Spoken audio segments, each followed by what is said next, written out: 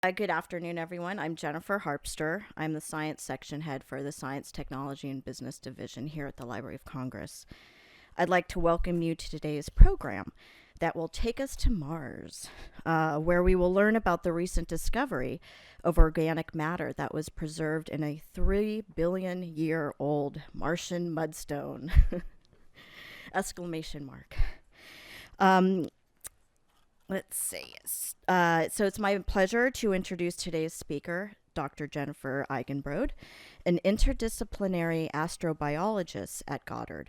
She specializes in organic biogeochemistry of Martian and ocean world environments.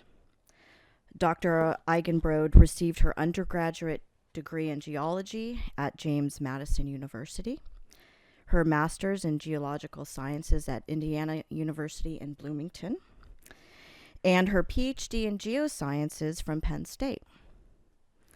As a sample analysis at Mars Collaborator and participating scientist for the Mars Science Laboratory mission, she has focused on the in situ detection and preservation of organic molecules in irradiated sediments at the Martian surface. Her work aims to improve planetary mission design, contamination control, and instrument measurements that will enable the search for life beyond Earth. So please join me in welcoming Dr. Jennifer Eigenbrode to the Library of Congress.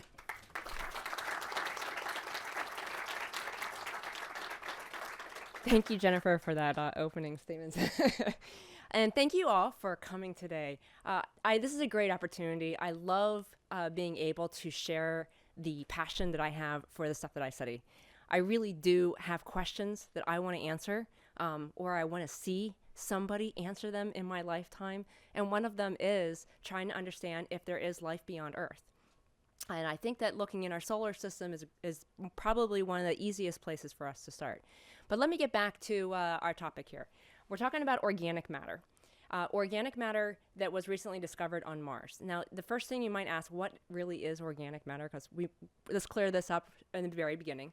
Organic matter is carbon molecules that are bound together.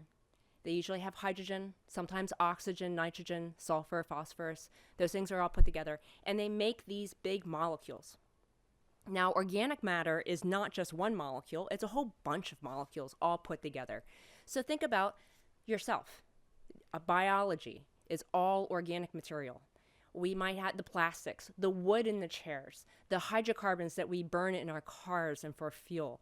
All of that, that's all organic material. That's all organic matter. This is the type of stuff that we would expect to be left behind in a rock if life had ever existed. But it's not the only way of getting organic matter. Okay, so with that in mind, we're searching for organic matter on Mars. That was one of the goals of the Mars Science Laboratory. And what I'm showing here is an image of the Curiosity rover at one of our key locations. Now, where is that? Curiosity is in this yellow location here on Mars. All of the white dots are pointing out other places where we've had other landings for our previous missions. But Curiosity is near the equator. And it's in a place we call Gale Crater. Now, this crater is about 96 meters wide. I'm sorry, not meters, 96 miles wide. And the peak in the middle of it, which was formed when an impactor hit the surface, is about 18,000 feet tall. All right, so it's taken us a long time to figure out exactly what the story of Gale Crater is. But when we first picked out this location, we had a hunch. It really wasn't too much more than a hunch because all we had were a few images. We had a hunch that there might be evidence of a former lake there. Well, that was indeed the case. And I'll tell you, when we first came across these, the outcrops that you see in these first two images, these things are called fluvial conglomerates. And there are basically lots of rounded pebbles packed together in a random assortment. And when you get that type of a feature, it means that you had chunks of rock and they were passed through a tumbling type action to make them round. And to take some kind of a medium to do that, it had to be water. And this was the first time we're like, oh my gosh, we had a river. We have evidence of a river. And this is one of the deposits from that. And as we kept trekking along on Mars, we ended up in a place called Yellowknife Bay, and that's what the mudstones on the right-hand picture is from. And you see there are fine layers. These are the sediments that end up going into the lake, and they trickle down. It takes a while, and they make these fine layers at the bottom of the lake. And then when the lake disappears, that turns into a rock. That is what we found. So we had a river and we had lake. We were right. Our hunch took us in the right path. Okay, and these sediments are everywhere. This is a beautiful picture looking towards the dune field on the side of the mound that's in the middle. And all of those layers are from a lake. There's not this, the lake that we had in Gale Crater wasn't just there and gone. It came and went. And it may have been pretty shallow at times, and it could have been meters deep at other times. But we think that it was pretty extensive because there's about 2,000 meters of material of this type of sediment. It takes a long time to get that. So the idea is the entire crater at one point filled with water, all but that middle peak in the middle, because that peak is actually taller than the surrounding area. So when we think about that time period, Mars was actually more wet. Not the red planet we think of today, but something where there might have been clouds, more moisture around. Exactly what that picture was like, we don't know. But at least in order to have water at the surface for such a small planet, it would take an atmosphere of some sort. It would take lots of moisture being pumped into it and to keep that water there. Now, the interesting thing about Mars is that it doesn't look like Earth. It doesn't have the biosphere. And every reason we could think of, it's very similar to Earth, but it took a different path. Well, what was that? Let's do a comparison to Earth, because this is probably the most fundamental thing that happened to Mars that took on a different path than what we have on Earth. Earth, shown here, has a magnetic field. Because we have a core of liquid fluids, liquid rock, and it's moving around, it creates what we call a dynamo. Now, you can't see the magnetic field, but what it does is it's actually an energy that kind of deflects the solar wind that's coming in. And you can see that as the little yellow lines there. The solar wind is coming in, and that solar wind is a whole bunch of ionized particles, ionizing energy, ionizing radiation. And the magnetic field literally deflects it. So we don't experience much of it. We get UVB, we get a little bit of UV, we get some visible light and all that kind of stuff. We get that through, but we don't get the ionizing radiation, the really intense stuff. All of that stays outside because of this magnetic field. Now, Mars had one like this too. And we know that because we see records of it in the rocks. But Mars lost its magnetic field because the inside of the planet actually got stiff. It stopped moving around. So here is a bow shock that's created by a magnetic field in yellow. And when that bow shock went away and the magnetic field went away, the solar wind blasted the atmosphere away. And that changed Mars forever. At this point, when this started happening, ionizing radiation started hitting the surface. Now, what does that mean? Ionizing radiation is damaging. We are familiar with it because we're always told it's bad for you, right? It does damage to our DNA. So when we have radiation come in and it hits things like a DNA, this is shown here as a helix, it actually can break bonds. So this radiation, whether it's electromagnetic or a particle like a proton, it comes in and it doesn't care what it hits. It's not choosing what it hits. Whatever is in its path, it hits. And it's going to deposit energy, which can break the bond. It can deposit its mass, which can change the atoms. It can do all sorts of things. That's if it's direct. The indirect is, what if it hits something like a water molecule in the atmosphere?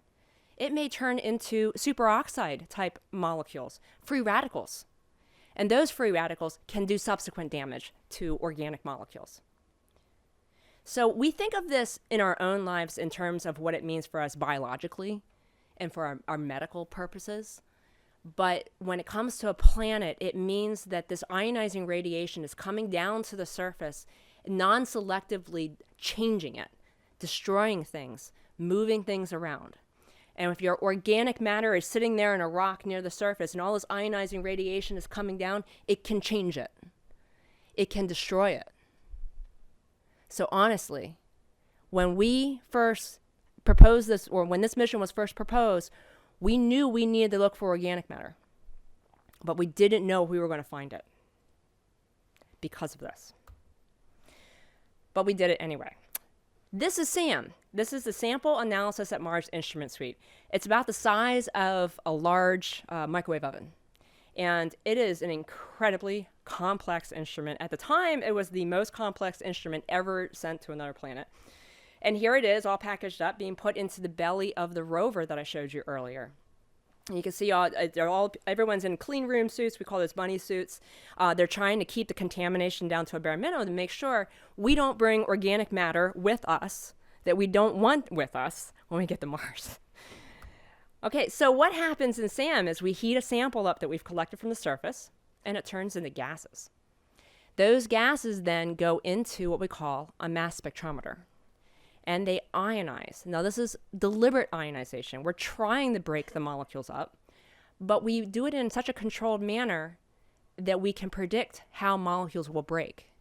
And we use that information then to tell us what the molecule compositions are. So what we get is what we call a mass spectrum, shown here. So you can see at the very bottom, that's a mass to charge ratio. That's the unit our data comes in. And we get a signal for different types of masses. Those are for each fragment from molecules. We can take that information together, and knowing how the instrument works, we can piece together what the molecule was. So in this case, it's thiophene, which is carbon and sulfur and hydrogen put together. And you're going to see thiophene again shortly. Now, the first place we got to where we found some evidence of organic materials of some sort was at Yellowknife Bay. And there's a picture of where our scene was. You can see John Klein and Cumberland. Those are the names of targets that we drilled. And these are lake mudstones again. The unit is called the sheepbed mudstone. You see Gillespie Lake and Point Lake. Those are different types of rocks that are packaged together here. But when we got to the sheepbed mudstone, that's where we thought we had gotten to. These are the sediments from the base of this crater. This is as low as we're going to go.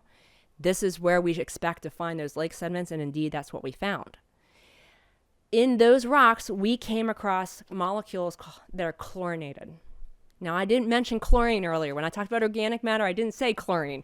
I said carbon, hydrogen, oxygen, sulfur, nitrogen, sometimes phosphorus. Chlorine's usually not in there. But here we have chlorine attached to organic molecules. And there was only about 5 of them, including this chlorobenzene that's shown here. This was a fabulous discovery. It's the first time we've actually discovered organic molecules at the surface, in situ, at the surface. But we didn't know what to do with this data. It was the last thing that we expected to find. What does this mean? How do we interpret this? What's the scientific implications of this? We weren't sure, because this is not what we expected. This is not organic matter as we expect to find it in a natural system. So we kept driving. So you see here Yellowknife Bay at the bottom, and this is an elevation map. So we drove up the hill into what we call the Murray Formation, and we came across this location called Pahrump Hills. And you can see at the top there, our rover is way up there by Vera Rubin Ridge. It's actually past it at this point. But we drove many miles to get to Pahrump Hills from Yellowknife Bay. And you can see in the map over there, as the crow flies, I think that's 4 or 5 miles. It took us a while to get there. But when we got to the base of Pahrump Hills, we got to the base of the Murray Formation. And this is what it looked like.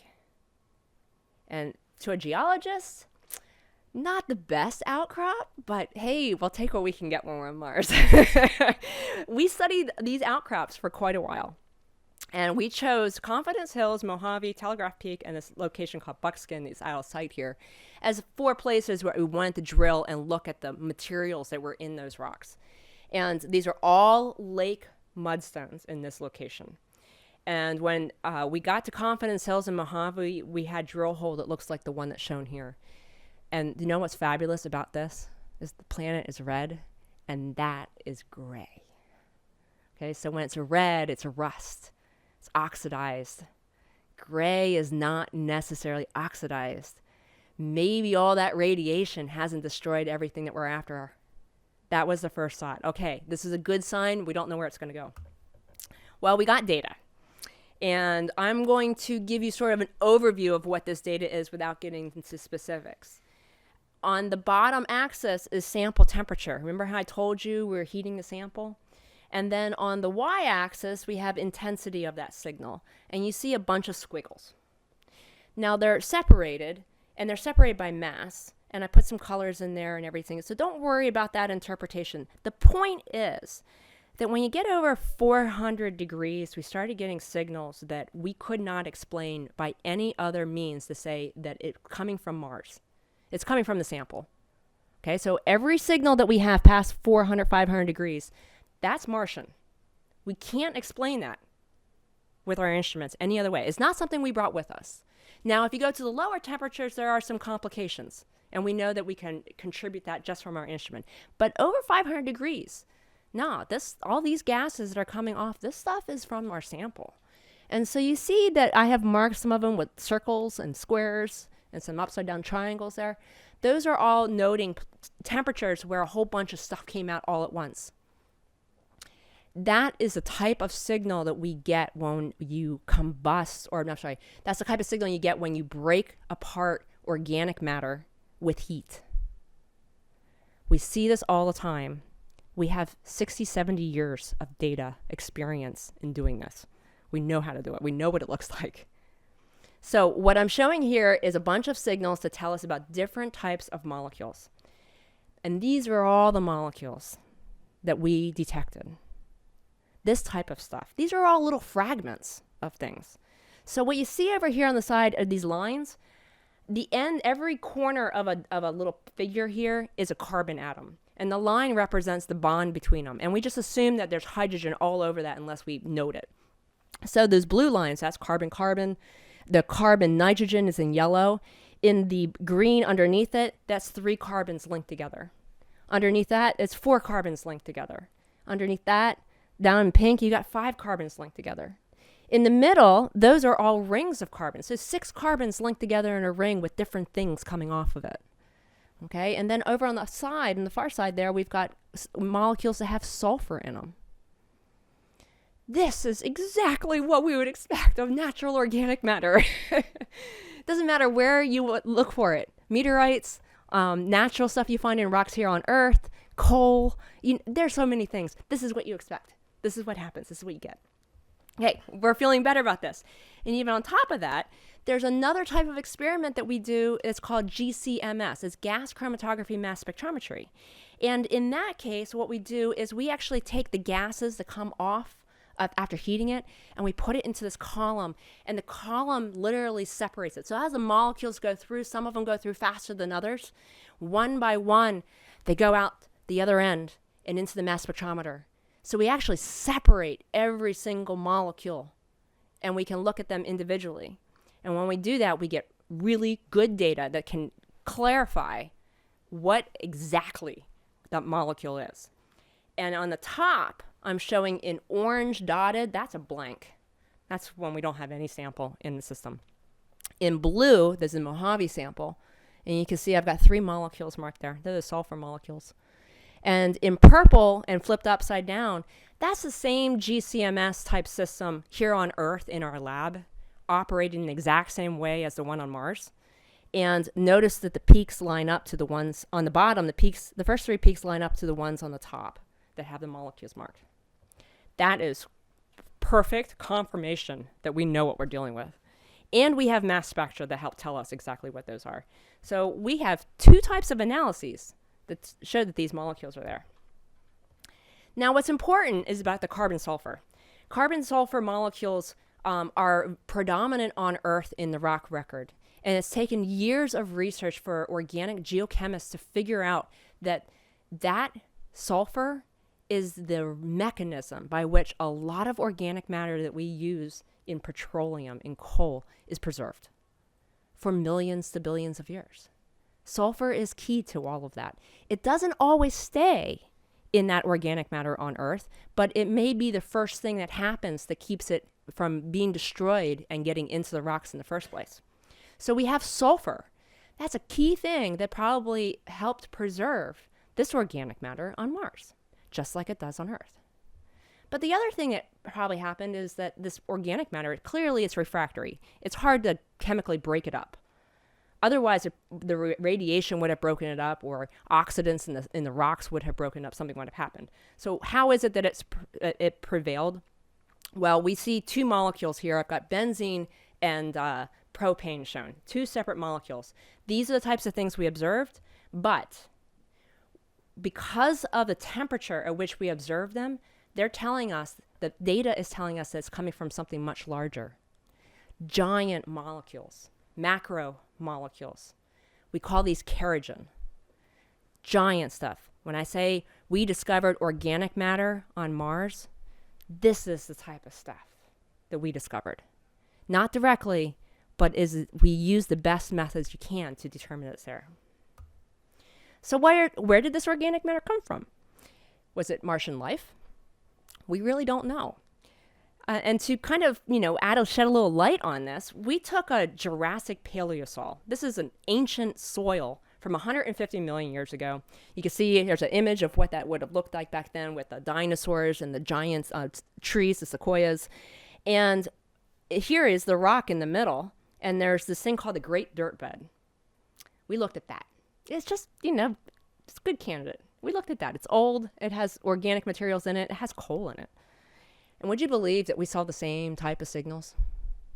Okay, this is good. This is cool, right? Same type of signals. Nothing that is diagnostically different. But what else is there? We looked at meteorites. So here's an example of the Murchison carbonaceous chondrite. This is the stuff that's floating around our solar system from when it formed, and it's raining down on all the planets. And it has been raining down on all the planets since the planets formed in the first place. Okay, so this is solar system material. It's not related to life in any way in how it formed. And we analyzed that using the same type of methods like SAM. And we got the same type of results of what we saw on Mars. And then we got a Martian meteorite. And we put that into the SAM type of analysis. This one is from a geological source. So rock processes formed it.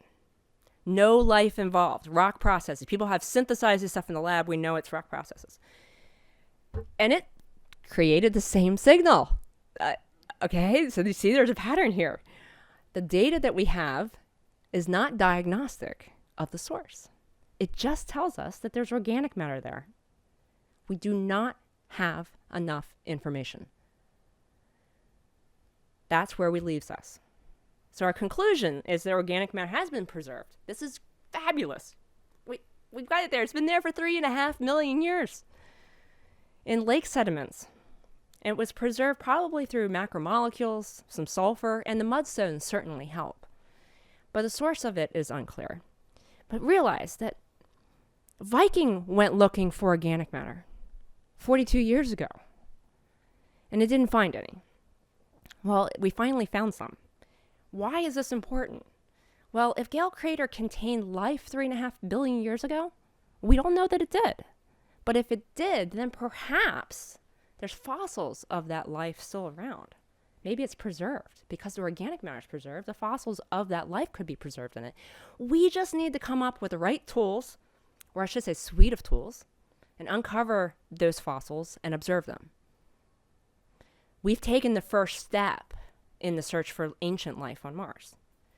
The other thing is this lake was habitable. We know that from other geochemistry. But it not only supported autotrophic life. This is the type of life that uses CO2 as its carbon source, carbon dioxide. It also supported heterotrophic life, the organisms that eat other organic matter, like us. We eat organics. Okay, so all the types of metabolisms could have been supported in this lake. So it's been more than 40 years since we started the search for life and the search for organic matter on Mars. Now that we have evidence of the ancient organic matters that are preserved, we are one step closer to determining its source. So what happens next? Well, we've got 2 rovers that are they're going to be heading soon to Mars. One is the ESA's 2020 ExoMars rover. And the key thing about this one is it's going to drill deep. Now we talked about that radiation. That radiation really does a lot of damage at the very top surface. And the further down you get, the further away you get from that radiation. Mars is an ancient surface. We're talking millions of years old. Tens of millions, easy. 100 millions, possibly. So the surfaces you see, those pictures, imagine that's been like that for millions and millions of years. It's a lot of radiation, a lot of time. Drilling deep gives us an opportunity to get away from all that. I can't wait. I honestly cannot wait. And we have another instrument on there that can provide not only the similar type of information that we got from Sam, but even more extensive information that could tell us if there are fossils there. The other one is the Mars 2020 rover that NASA is going to be sending, and it's a caching rover. It's going to go around and it's going to collect little samples and leave them on the ground, and later we can go back and pick those up and bring them home. Okay, that's the plan. It's going to take many years for that to happen. There could be other missions going to the surface, perhaps ones that target very specifically if there is life there in another way. So we talked about how modern day Mars here was more like this ancient Mars. That's of the rock record we looked at. But everything I just talked about was for the ancient stuff. Let's go back. Let's talk about modern Mars for a moment. Okay, we just found organic matter in an ancient record. There could have been life on Mars 3.5 billion years ago that produced it or was using that organic matter. We don't know that it was there, but it could have been the case. Back then, Mars was much more likely to have supported life. If that life ever existed, what happened to it? It probably went into the subsurface, where it took taking refuge away from all that ionizing radiation and all the oxidants on the surface. But here's the kicker. Here's what we know about life on Earth. It lives in all sorts of crazy extreme environments. Here's Dalal in Ethiopia. It has pH of less than 1. And look at all that green slime in there. Those are cyanobacteria living happily in this crazy pH environment. Okay? Survival for 500,000 years in permafrost. Organisms surviving that long in a super cold environment. Here's Blood Falls in Antarctica. It's draining an iron-rich lake that is below the glacier, away from sunlight. And that is loaded with organisms. And then there's even the Atacama Desert, probably one of the driest places we've extensively studied, and it has microbes that they're barely doing anything. They're around, and they hang out. And then when the conditions are right, we're doing something, let's reproduce, let's make more cells and everything. And then, things got dry again. Let's wait. And then they do something later. Okay, this is what extremophiles are like. We know this from examples on Earth. We have this rampant biosphere here. Mars certainly doesn't. But Mars could have an extremophilic biosphere. Here's another example. I love this one. Chernobyl. They found this fungi, Cryptococcus neoforans. It lives off of gamma radiation.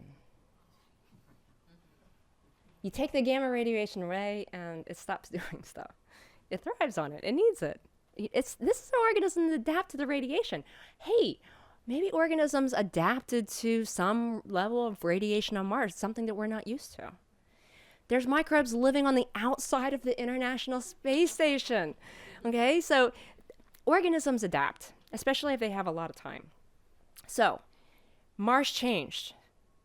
It had a lake at one point. It probably had environments closer to what we're familiar with, but today it's different. So perhaps there's an extremophilic subsurface biosphere on Mars. It's not the same as what we have here, but it could still have a biosphere. And there are places that we might choose to go look for it. Some of the examples that people talk about are these reoccurring slopelineae. This is a slope here of a crater, and there are seeps of water coming out, groundwater seeping out. So subsurface materials are coming out to the surface, and then they're draining down, and they take repeated pictures, and they can see those wet spots changing. by season. Or on the other side here, we've got the exposed ice in the northern plains. This was exposed by the Phoenix lander. Ice today could have been wet ground in the past. Because one of the crazy things about Mars is that unlike Earth, it has an orbital, a tilt to the planet that's pretty shallow. Mars tilts a lot. So you can imagine when that axis moves back and forth, the seasons change dramatically. That wet spot, or that icy spot there in the northern plains could have been a wet spot many millions of years ago, or even hundreds of thousands of years ago, which would have been nice for life, especially extremophilic life, if it can tolerate that. And then this is the big one. We don't know if there's a Mars ecology. We don't know if it's in the subsurface or not. In the past, or even now, we don't have those answers. We do not know. But what happens in the future? It doesn't matter if it's past or now. It almost doesn't matter. What happens in the future? We're going to send humans. Humans have a biome around them. We're going to be sending that to Mars, and we will do our absolute best to contain it, but there will be inadvertent releases to the environment. Okay, so whether we intend it or not, there will be some sort of life on Mars. And maybe it's going to die out because it doesn't like the radiation. Maybe it's not going to survive. Or maybe it will find a way to adapt in its own niche. And it's hard to imagine what that would be, but it's possible. We want to study that. And if there is a Martian subsurface life, what happens when the two interact? Are we going to be able to observe that? Do we have a chance to study that if it happens? It would be a lot easier to study something like that if we first knew if Mars had life. So honestly, it would be wonderful to do a really good targeted study looking for life on Mars now, modern day life, in some place where we think it was most likely to be if it's there at all, before we send a human. Whether or not that's in the cards is yet to be seen. So we'll see. And with that, I'm going to bring this to a close and answer any of your questions.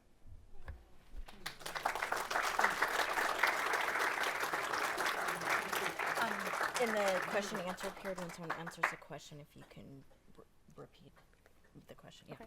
Okay, do we have questions? You're speechless? You're processing? Ask anything, really. Yes. Can you tell me the radiation level? I came in late, so I didn't. Maybe you mentioned that, but level of the radiation on the surface.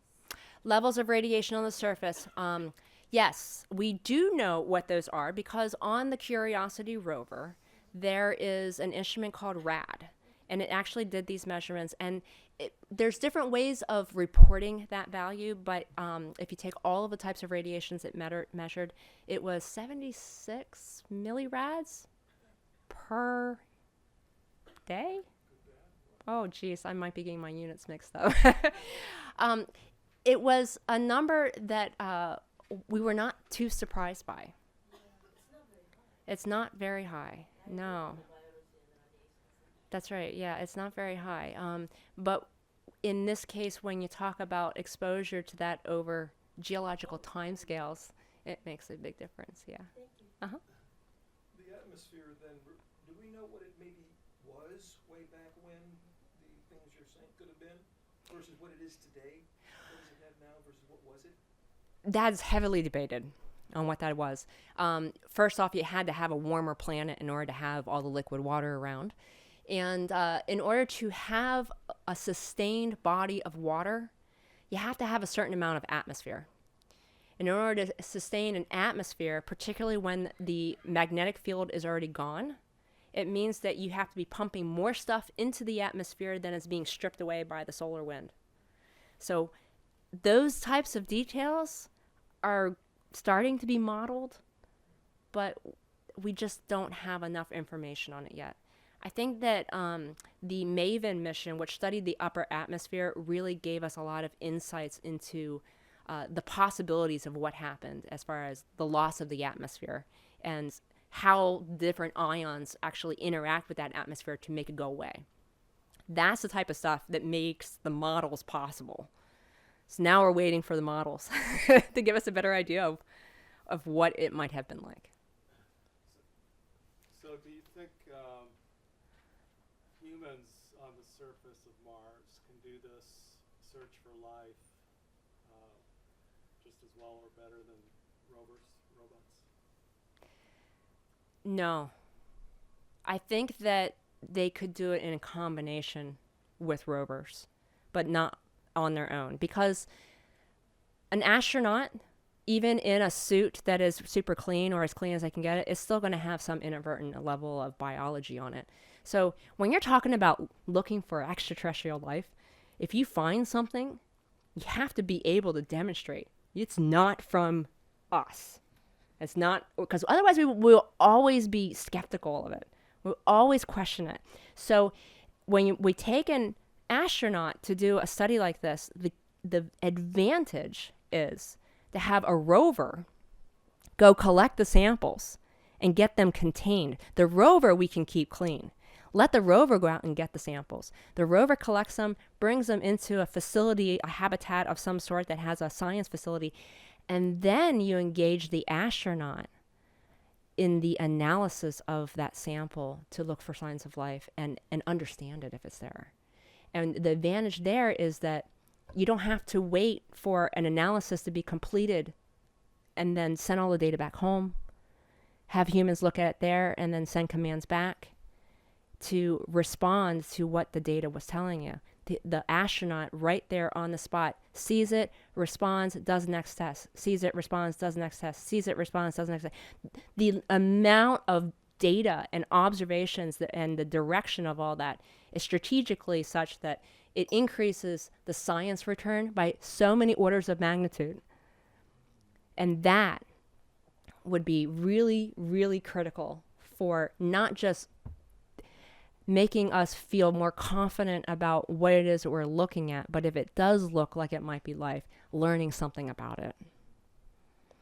It's really going to be a combination of the two. And honestly, in every single scenario I've ever heard people talk about, that's really what's involved. It's the two. But the research can go on without humans for the time being. Oh, yeah, absolutely. I am convinced that if you figure out what you want to study, what type of data you need, and the requirements for getting that engineers will eventually figure out how to make that possible with a lander or a rover, some kind of robotic system. So it's doable. We can do it. We absolutely can. And we're ready to. Missions are being proposed to do it. But there are huge advantages to involving astronauts at some point later in the whole strategic process. Did I answer your question? And just to round that out, I mean, they wouldn't necessarily have to be at the surface. I mean, they could be orbiting Mars in a station rather than... Oh, yeah. If you get the samples to them, sure. Or if they are able to engage on a very quick time with a rover at the surface because they're in orbit. Yeah. Yeah, we call that low latency science. It's it doesn't take much time. It's low latency between an observation versus a response from that observation and determining what to do next. Yeah. Right now, it's a long time. You got to send the data back to Earth. Have a team of scientists look at it. Takes a couple days. Then you respond. Yeah, it takes a while. There's a question in the back there. Yeah. What's the current thinking about why Mars lost its magnetic core, etc.? Why did it lose it when Earth did not? I've heard two cases, two scenarios, and I honestly do not know if they've been updated. The first one is that Mars is about a sixth the size of Earth. And part of the reason why Earth still has molten core, a liquid rock type interior, is because of all of the radiation, all of the natural radioactivity of the rocks produce heat, and that keeps it melted. Okay, so if it's 1/6 the size, it has that much less of the radioactivity happening and the heat that's generated from that. So it doesn't have a natural heat source of its own in the interior that's going to sustain it.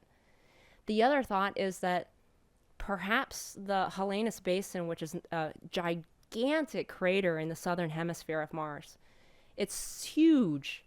and it breaks up the magnetic field lines that we see in the rocks which tell us that there were these rocks that were deposited and made when there was a magnetic field, and then the impactor that came in and hit that area disrupted all of that and created this gigantic basin. Well, people have modeled what that impactor would be like, and it could have been big enough to disrupt the interior of the Martian core.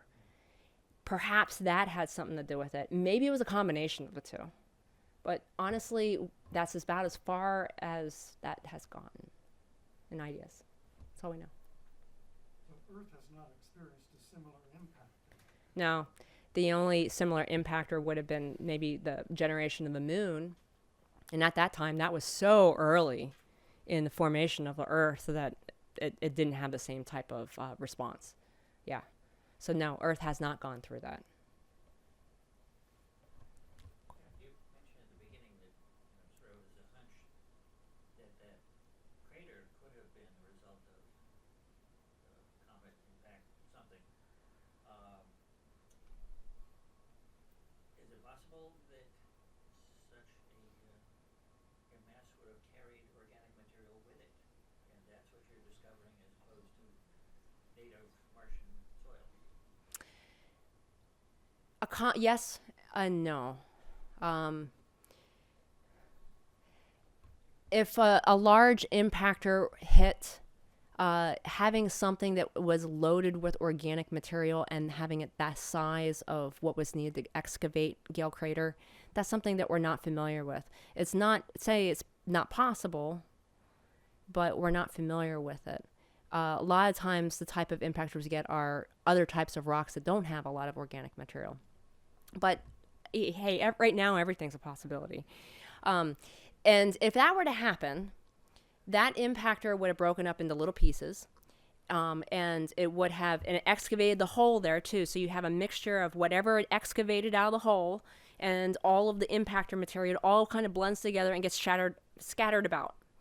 Then you have water coming in. Now, we do have evidence of some water flowing on the surface and coming into the crater, but we do think that most of that water actually came from below, because there's probably groundwater and ice down below when this happened. And when you had this impactor come in, it generated so much heat. We had hydrothermal activity. All that stuff melted, and all that water kind of seeped through the bottom and come up.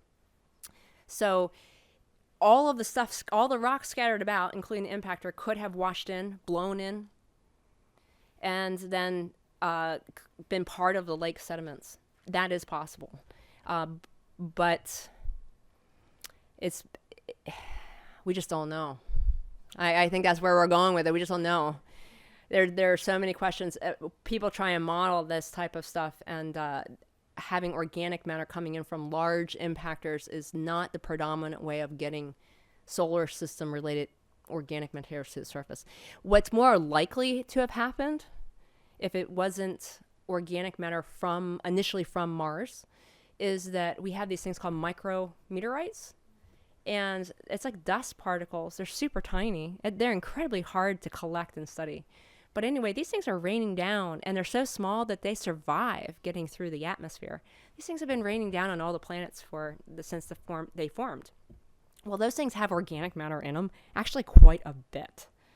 And so while a few in a rock don't make much of a difference because it's just such a small amount of organic material, if you talk about having a lake and you're collecting stuff over many, many tens of hundreds of millions of years' time, it can accumulate. It adds up. And it's not just what falls in, it's what's blown in, or it's what's washed in. So it's possible that the organic material that we're looking at, that we found with Sam, is actually the stuff. I looked at the carbonaceous meteorite. It's the same type of stuff. It could be that. It could be this dust particles that came in from the solar system. Yeah. So, hey, but you know what? Whatever we think is happened will change in next 10 years as we learn more about Mars. It's part of the fun of this research field. Yes. Are there any plans to drill elsewhere on Mars where it's not a crater, no impact? Okay, so the question is, are there any other plans to drill elsewhere on Mars? And the two rovers that I mentioned at the end, both of them have drilling capabilities. And the Mars Curiosity rover that was the point of this site, it had a drill on it. Or I should say, it still does.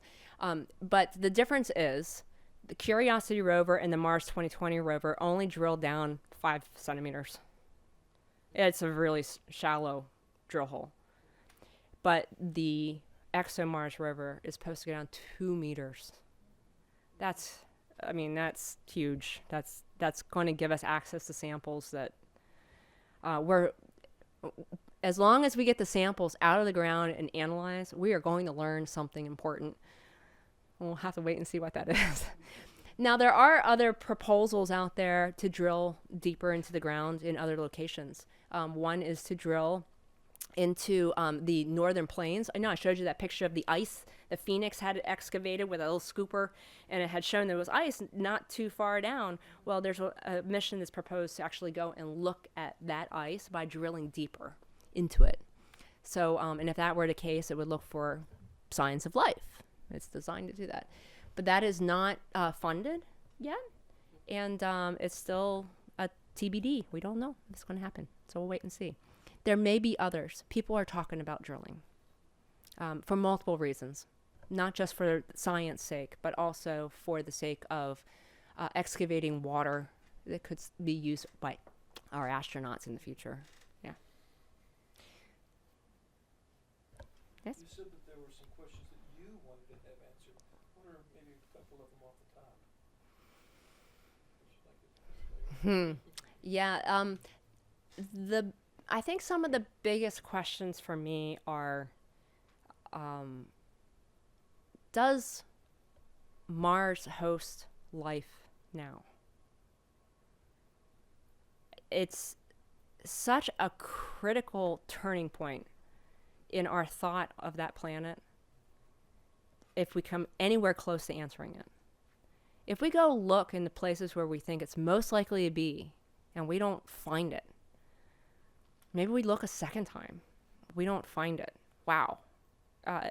It's either something so drastically different than anything we expected and we looked in the wrong places, or it's just not there. And that gives us, it sort of takes off a question and allows us to move forward in new science directions. But until we get that answered, or at least make an attempt to answer it, it's like I have a hurdle in front of us. We have this block. If there is life there, the exploration of Mars will change forever. Completely different path. So to me, it almost doesn't matter which one it is. I just want to see it happen. I just want to be able to shed some light on that question. That's the big one. The second one would be, what happened to it? Why is it not a biosphere on Mars?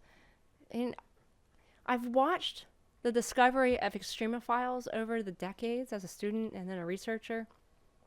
And the boundaries of life just keep going further and further away. And it's just astounding to think that organisms have found a way of adapting to so many different niches, so many crazy places that even physically we didn't think it was possible. But somehow they found a way of doing it. And they're there. Okay, great. So if Mars had a more rampant biosphere at some point because it had lakes, it was easier for life to survive if it was there, why did it not adapt to what's there now? Why did it not adapt to all that radiation? I would almost think that drill a little further down and you might see something like we do if we go to the Arctic. You crack open a rock and you look a few centimeters into the rock and you'll actually see layers of colored organisms in the rock. They figured out, get away from the worst stuff, but hey, this is a happy zone right in here. So, they managed to do something. I would think that Mars would have that. Those are the big ones. And then the other questions really are more about, well, where else in the solar system might they be? And we have these ocean worlds. And honestly, if we find evidence of life on an ocean world, it might be that it's a second genesis of life, completely independent of Earth's. And if we find that, or we find evidence of life on Mars, these are all ifs, then when we look out in the solar system, when we look out at the stars at night or through our telescopes like Hubble and our future one of James Webb, and we see all of these galaxies out there and we wonder about all those exoplanets, we think about there might be life out there, we'll actually have some footing, some basis to say, oh yeah, there could be life out there. Or why would there be life out there if there's no life here elsewhere in our solar system? A likely place for it to be. It kind of stabilizes and it moves us a little bit further away from what we think, what we want to think, what we assume, to having some basis for understanding what's possible elsewhere in our galaxies, in the universe. I'm not going to see the answer to all this in my lifetime, but the next generations might. The rover's looking for organic material, and if you're collecting samples and running through the mass spectrograph, is there anything about the inorganic materials that are there that can contribute to understanding why the organics are still there, or it's like, you're focused on a little part, but then Yes. there's a whole lot more. So the question is, what's the role of the inorganic materials in the preservation of the organic materials? And that's a fabulous question. Earth is a system on its own. And every little package of Earth, whether it's a little rock or a leaf or ourselves, we are systems too. And all the stuff that in that system is related to each other in its composition and how it works. So if we think about that on Mars, Mars as a planet is a system. Every bit about it influences the other bits. And if we zoom in on a rock, or even the crater, like Gale crater, or the rocks that we were looking at, and that organic material, that organic material is part of a system. And it exists because of the rest of that system, the rest of the composition, which is the inorganic materials. They most certainly have a huge impact on the preservation. And in fact, one of the things that I think the Mars 2020 rover is going to tell us is more about what that is, because it has the right instruments to actually examine the interface between the inorganic and the organic. So the minerals, how the organic matter is packaged within them. Does it tell us something about how the organic matter formed, or how it got sandwiched between minerals and then preserved? All of that is something that we need to learn a little bit more about. And the Mars 2020 rover is probably our first next step in making progress in that direction. The other way that we can learn about it is through meteorites. Luckily, there have been Martian meteorites, so pieces of Mars have landed on Earth, and we've been studying them. They've been around for decades. People have actually been able to figure out that they're from Mars based on their isotopes. And we've learned a lot. And because our instrument techniques on Earth keep advancing, we go back to those over and over again, and we learn more and more about them. But most of those, if not all of them, are from deeper in the planet rather than rocks like Gale crater. So they're not telling us about lake sediments. They're telling us about volcanic rocks deeper down. And that's important, but it leaves a lot of pockets that yet to be filled in our knowledge. Oh, there's one more question back here. Yeah. Any other countries involved in Martian exploration? Many countries are involved in Martian exploration. The Mars Science Laboratory involves several countries. We have teams of scientists from Canada, France, Spain, Germany. There's quite a few European countries. We have lots of engagement in that front, and then the European Space Agency's got their ExoMars rover. That is an international effort. And then there's the Israelis are interested. The United Arab Emirates now have a space agency, and they're interested in supporting Mars research. The Chinese are interested, and I'm not exactly sure how much India is involved in any one of those, but they have expressed interest as well. So there most certainly is international involvement, and how that manifests itself is something that I'm not an expert at, but I can tell you that when the scientists get in the room, it's engaging, and we're all after answering the same type of questions.